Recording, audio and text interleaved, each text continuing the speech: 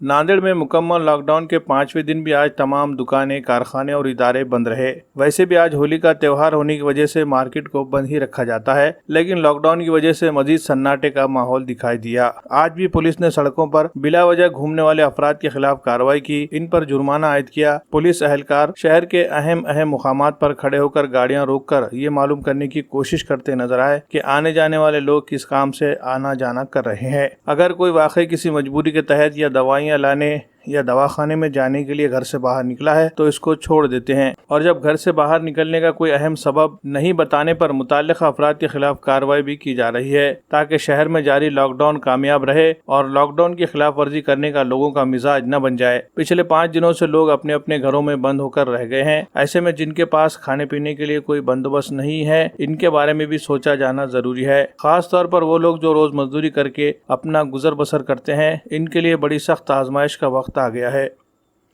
जनतेला पोलीस प्रशासनातर्फे विनम्र आव्हान आहे। शहरामध्ये वाढता कोरोनाचा प्रादुर्भाव पाहता लोकांनी अत्यावश्यक असेल तरच घराच्या बाहेर पडावं, अन्यथा घराच्या बाहेर पडू नये। जे कायदा मोडतील त्यांच्या विरुद्ध कडक कारवाई करण्यात येईल। वाहन चेकिंगची कडक मोहीम सुरू आहे। तसेच आज धुळीवंदन आहे, लोकांनी घरी राहूनच धुळीवंदनाचा सण साजरा करायचा आहे। तरी त्या सर्वांना पुनश्च आव्हान आहे पोलीस खात्यातर्फे, कृपया कोणीही घराच्या बाहेर विनाकारण पडू नये, सोशल डिस्टन्सिंगचं पालन करावं, तोंडावरती मास्क बांधावा, आपल्या आणि इतरांच्या जीविताची काळजी घ्यावी अशी सर्वांना विनंती करतो।